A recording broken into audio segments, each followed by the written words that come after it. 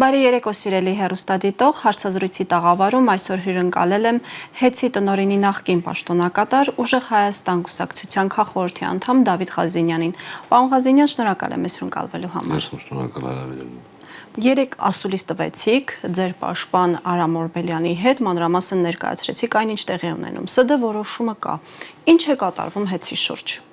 ՀԵՑ-ի շուրջ, ինչպես բազմիցս նշել եմ, խլելու գործընթացն են փորձում ավարտին հասցնել, մեզ համար շատ կարևոր է այստեղ ժողովրդի կարծիքը, այդ թվում նաև Սամվել Կարապետյանի համար, որպես բիզնես, որպես ֆինանսի կորուստ այդքան հետաքրքիր չի, ինչքան եւ ռազմավարական նշանակությունը եւ մեր ժողովրդի կարծիքը։ Եվ հաշվի առնելով փոքրիկ խմբակի ամբողջապես ներգրավվածությունը ՀԵՑ-ի հարցում, իսկ որ դեպքերում են իրենք բոլորով ներգրավում, այդ թվում իրենց ղեկավարը, երբ որ հասկանում են, որ պարտվել են ինչ-որ թեմայի շուրջ։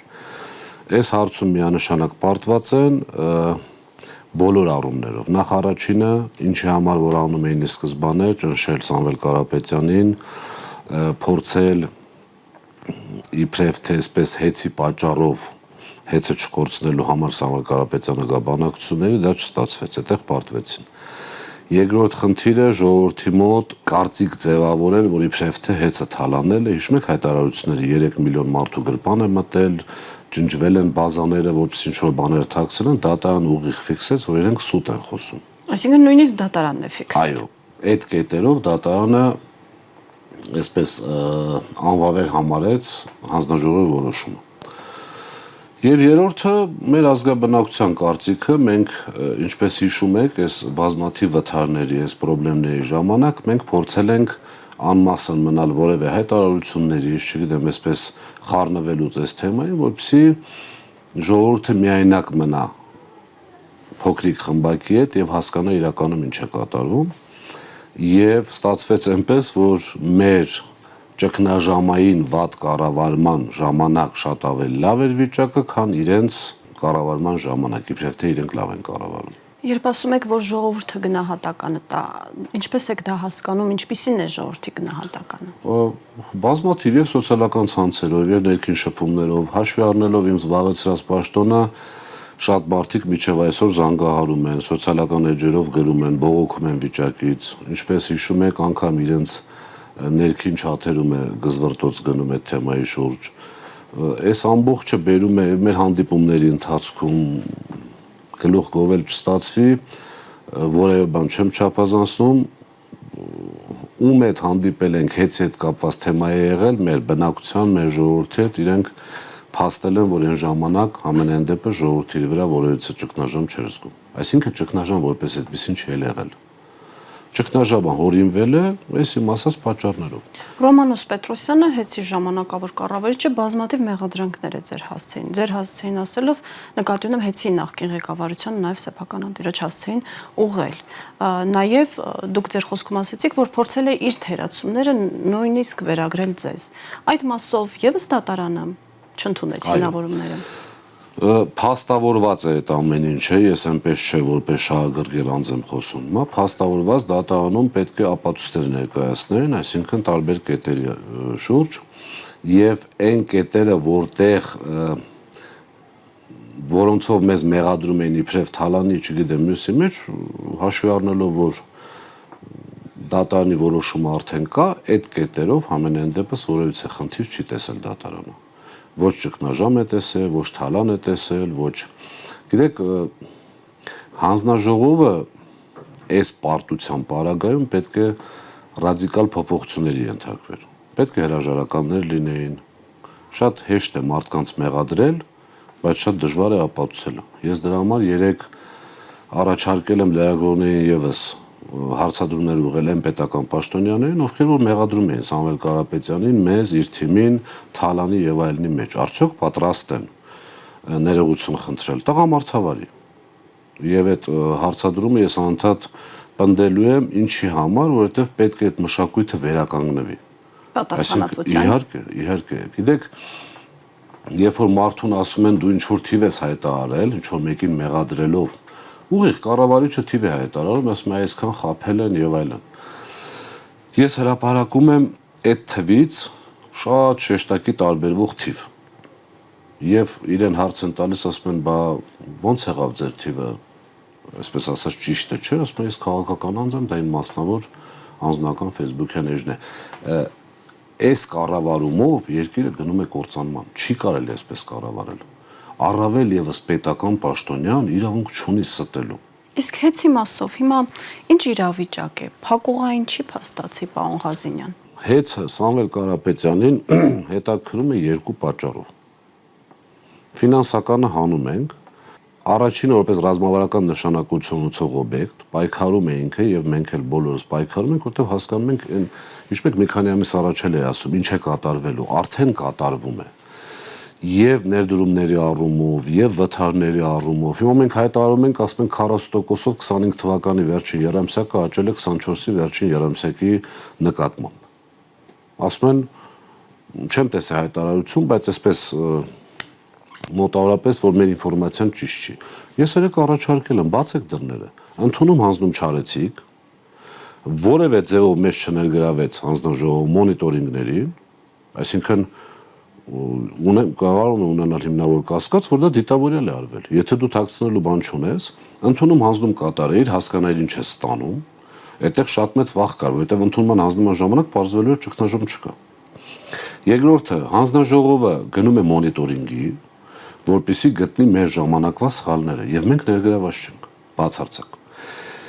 Հիմա այս ամեն ինչից հետո ես նորից առաջարկում եմ, թող հանձնաժողովը բոլոր լիազորություններ ունի դա անելու։ Թող ստեղծի հանձնաժողով հենց այս ժամանակվա ընթացքում, այսինքն ներգրավելով նաև սեփականատիրոջ ներկայացուցիչներին, եւ այդ հանձնաժողովը սկսի այդ ամեն ինչը նայել, տեսնենք ով է սուտ խոսում, ով է ճիշտ խոսում։ Հույս ունեք, որ դրական կարգավիճակ է։ Ոնց որ բանավեճը եղավ, իմ առաջարկած մեղադրում էին, դուք հանցագործ եք, դուք թալանել եք, 3 միլիոն մարդու գրպան եք մտել, բազա եք ջնջել, էս եք արել, եք արել, ասում լավ եղբայր, արել ենք, ես պատրաստ եմ գալ հմեկի եթերում ձեր հարցերին պատասխանել, որպես այսպես ճակետների մեջ հանցագործ։ Ինչպես այդ անարձագանք մնաց, համոզված եմ սա էլ անարձագանք։ Ճիշտ եմ հասկանում, որ իրավական ճանապարհով այս պահին հնարավոր չէ վերականգնել Սամվել Կարապետյանի սեփականության իրավունքը։ Համենայն դեպս ներպետական ացիաներով հույս չունեմ, որովհետև Զանգովի արդարադատությունը աշխատում է ինչպես երբևէ։ Այդ իսկ պատճառով ներպետականով հույս չունեմ, բայց միջազգային արբիտրաժը իր խոսքը կասի համոզված։ Այսինքն քայլերը շարունակելու եք միջազգային ներպետականն ենք շարունակելու, որովհետև իրավունք չունենք չշարունակել, այսպես ասած, նորից եմ կրկնում, հասկանալով ինչ է կատարվելու մեր ռազմավարական այդ օբյեկտի հետ։ Հիմա վերաքննիչ դատարան կբողոքարկենք այն մնացած 2.5 այսպես կետերը, որոնք որ դատարանը համարել է, որ վավեր է, այստեղ էլ խնդիր ունենք, որովհետև ինչպես հիշում եք, մինչև առավոտյան 4-ը դատական նիստեր են եղել եւ այդ խնդրահարույց հարցերին, որոնք որ դատարանը համարել է, որ հանձնաժողովը ճիշտ է արել, այդ հարցերի ապացույցները հետազոտվել է գիշերը ժամը 12-ից 4 ընկած ժամանակահատվածում։ Եվ այստեղ ես լուրջ խնդիր եմ տեսնում դատարանի ոչ ամբողջությամբ, ոչ խորությամբ դա ուսումնասիրելու։ Այսինքն հապշտապ է տեղի ունեցել։ Ինչ որ առումով այո, ավարտելու խնդիր կար անպայման այդ օրը, այդ իսկ պատճառով այսպես հապշտապ եղավ։ Մի խոսքով այսպես ասեմ, որ խնդիրները, որ հարցերը, որոնք որ այսպես մանրամասն հետազոտվել են, ապացույցները հանվել են։ Չկա այդ թեման։ Եվ ապացույցների առումով նախ հանձնաժողովը շատ փնթի էր բերել այդ ամբողջ գործը, այսինքն որպես պատասխանող մենք իր բերած փաստաթղթերով էինք, այսինքն երևի թե մի 13 ժամից վերջին նիստի 13 ժամից երևի մի 2-3 ժամ մենք մանենք եկել, ասենք որ փաստաթուղթը պետք է հիմա ուսումնասիրենք։ Տակը ապացույցները չկա, ասում ենք ուր է ապացույցը, որ այս քայլը եղել, ասում են մենք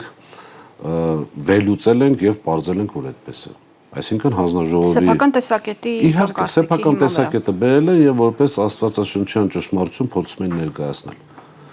Այս առումով դատարանը բավականին անաչառ գտնվեց եւ ես համոզված եմ, որ վերաքննիչի ավելի երկար ժամկետ ունենալու եւ ավելի մանրամասն վերլուծելու պարագայում միանշանակ, եթե Զանգովի արդարադատությունը չգործեց,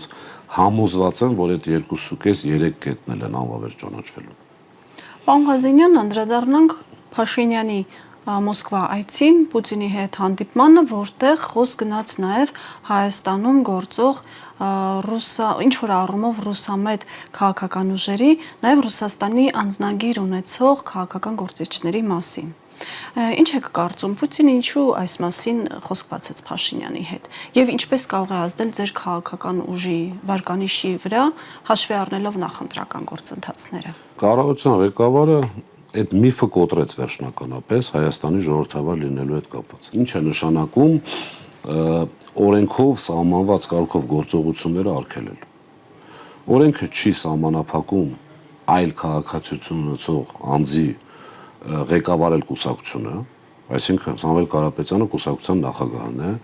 մենք որևէ հակասահմանադրական քայլ չենք առաջարկել, մենք ներկայացրել ենք ճանապարհային քարտեզը, ինչպես ենք պատկերացնում Սամվել Կարապետյանի վարչապետ դառնալը, եւ այստեղ խնդիրը դնել, որ մեր սահմանությունը իսկ ինչն է արգելում։ Մեր սահմանությունը արգելում է, որպեսզի ինչ որ կուսակցություն, որի նախագահը օրենքով չարգելված դառնա կուսակցության նախագահ եւ այդ ուժը մասնակցի ընտրություններին, այդքան իրավաբան ունեն իբրև թե։ Թող ինչ որ մեկը ներկայացնի, թե այս պահին ինչ արգելված գործողություն է կատարվում, բացի այդ Սարքովի ձայնագրությունները ամոթ էլ է դրա մասին խոսալ, էլի։ Հիմա այդ ռեպրեսիաները, որ սկսել են տարվել, մարդկանց վախեցնել, առանց ծանուցագրերի կանչում են ոչ քնչական մարմինները, սկսում են մարդկանց հետ զրուցել, վախեցնել, մերոնք վախեցող չեն։ Համոզված եմ դա ասում։ Ինչ վերաբերում է Պուտինի ասածին, չեմ պատկերացնում, թե ավելի ուղիղ ինչպես կարելի էր ասել, ես նաև համոզված եմ, որ շատ կենտրոններում են իրեն դա ասում, ուղղակի ոչ հրապարակային։ Այո։ Ուղղակի ըստ երևույթին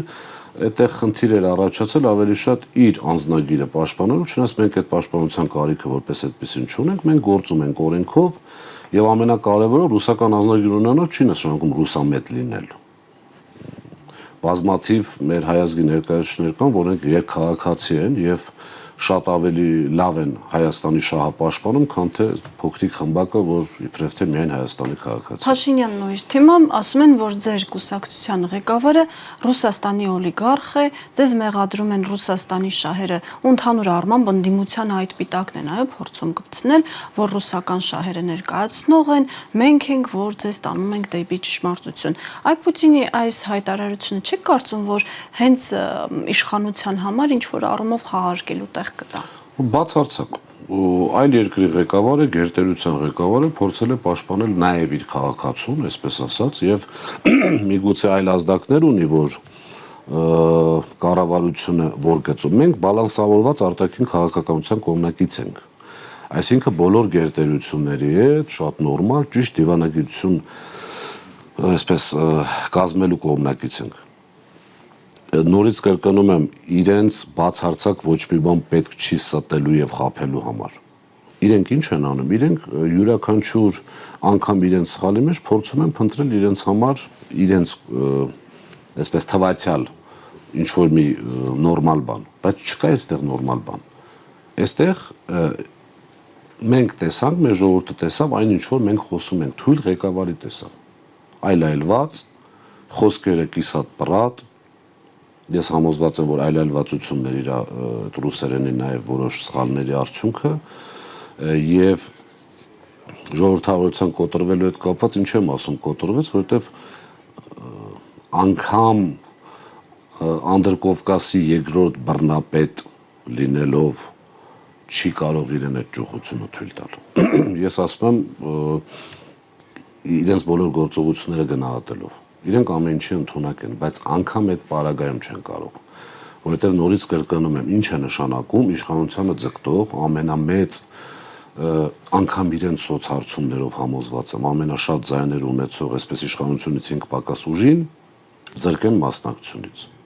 Ինձ հետաքրքիր այդ ընտրությունները ով է ճանաչելու։ Եվրամիությունը։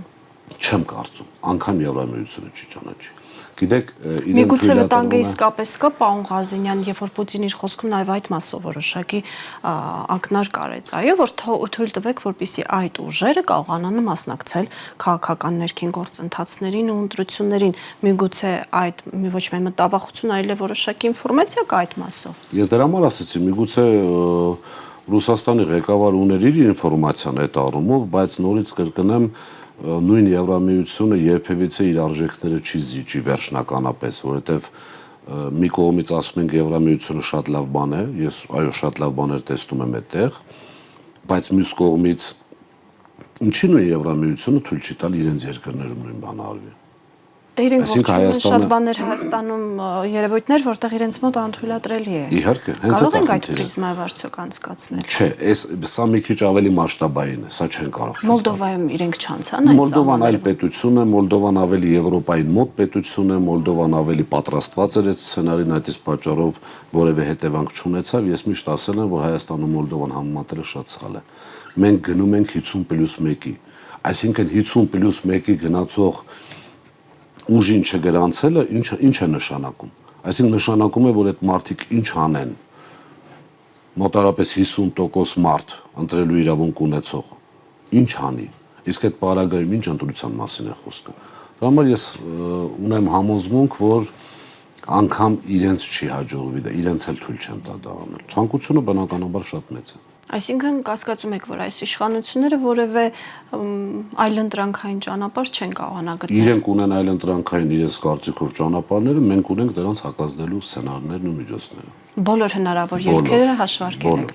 Հանդիպումներ եք ունենում մարդկանց հետ։ Ամենամեծ ակնկալիքները, որ ունեն մարդիկ ձեզանից, որոնք են։ Ամենամեծ ակնկալիքը իմ անձնական կարծիքով, ինչքան որ ես հանդիպումներ եմ ունենում,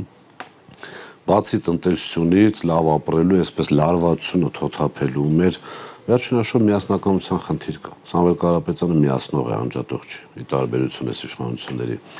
Ժողովրդի հետ հանդիպումները ցույց են տալիս, որ կա բավականին մեծ հույս, կա բավականին մեծ հավատ հենց Սամվել Կարապետյան անձի հետ,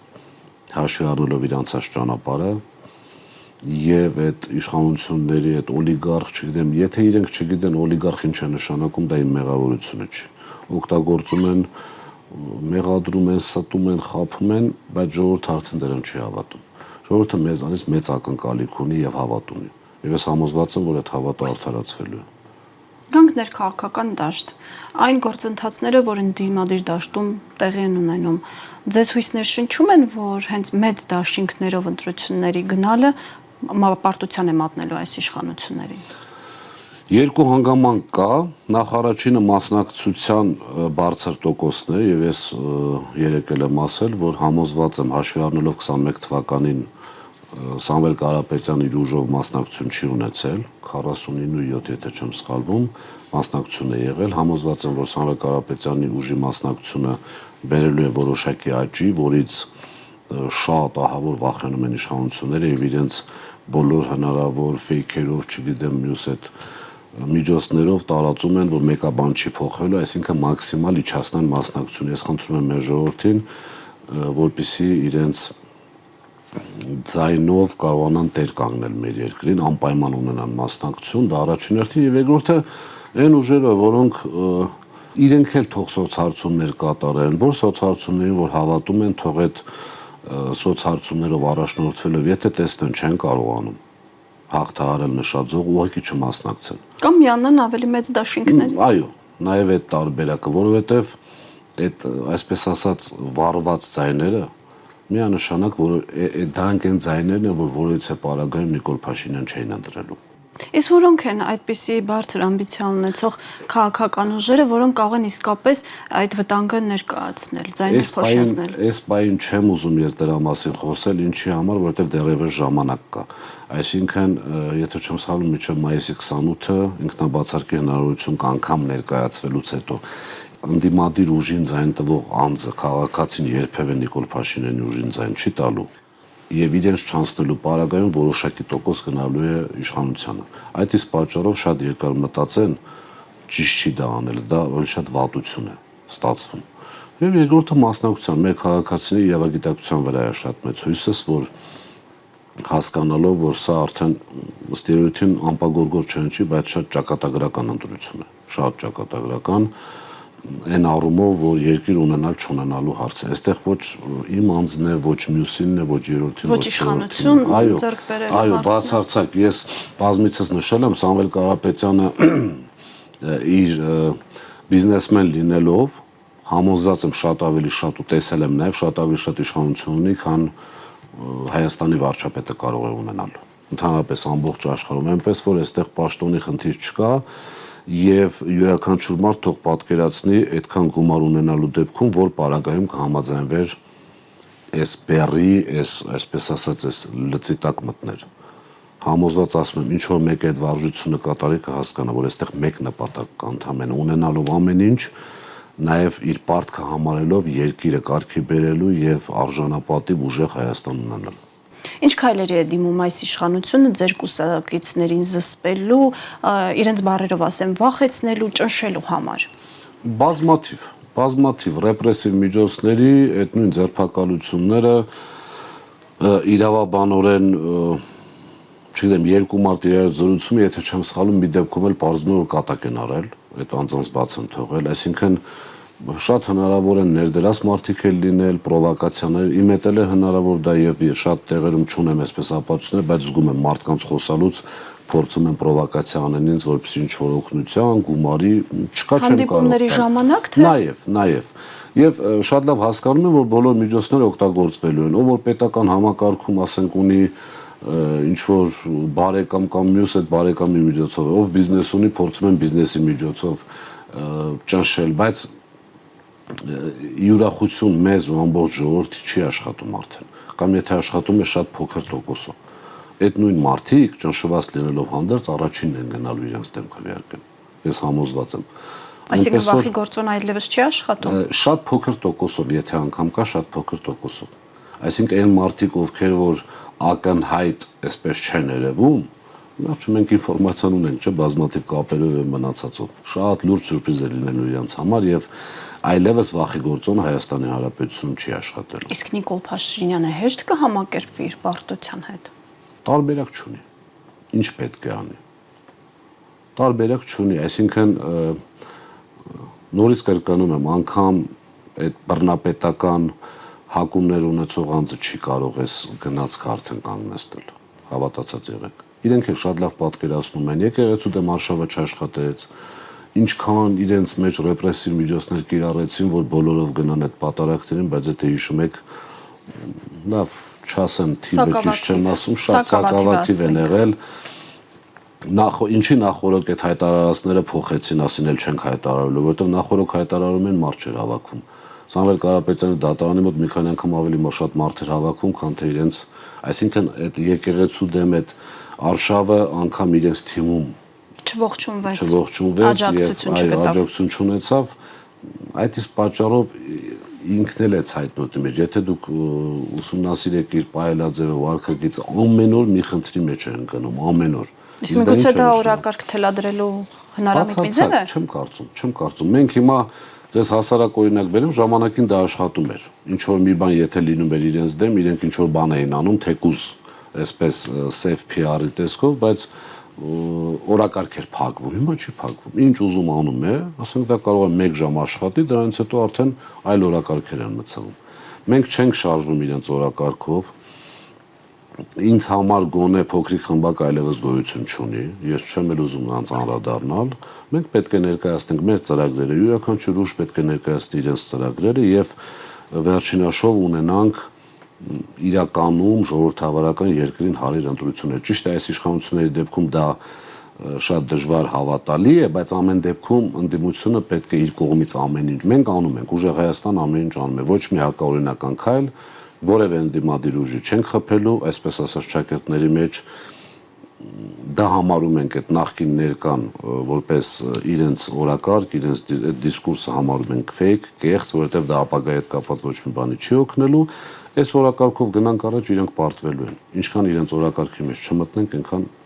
հաղթանակը ավելի մոտ է լինելու։ Իսկ ձեր օրակարգը կարողանում եք թելադրել ու լցնել այդ բացը։ Կարծում եմ այո, նորից գլուխ գովել չստացվի, կարծում եմ այո, որովհետև ամենասկզբում մի քիչ գիտեք ինչ կար, այսպես այդ նույն ձեր ասածը չեն տա իշխանությունը, չեն տա մարդիկ կամաց-կամաց սկսում են հասկանալ, որ Սամվել Կարապետյանի պարագայում շատ դժվար է չտալը։ Եվ իապացունախ օգտվելով առիթից ցանկանում եմ տեղեկացնել, որ ապրիլի 11-ին 17:00 Ազատության հրապարակում տեղի ունենալու հանրահավաք համոզված եմ, որ մասնակցությունը շատ մեծ է լինելու եւ վախերին եւս մեկ վախ է ավելանալու, այսպես ասած։ Հանրահավաքի ժամանակին չեք ասելու, որ եւս մեկ Հիմա վախ է։ չենք ասի։ Հիմա չեմ կարող ասել, մեր հայրենակիցները կլինեն կլսեն։ Բայց վստահեցնում եք, որ Փաշինյանի վախերին եւս մեկ վախ է ավելանալու։ Այո։ Պարոն Ղազինյան, շնորհակալ եմ հետաքրքիր զրույցի համար։ Շնորհակալ։ Հիշեցնեմ այսօրվա իմ հյուրն էր ՀԵՑ-ի տնօրենի նախկին պաշտոնակատար, Ուժեղ Հայաստան կուսակցության քաղխորհրդի անդամ Դավիթ Ղազինյանը։ Հաջողություն։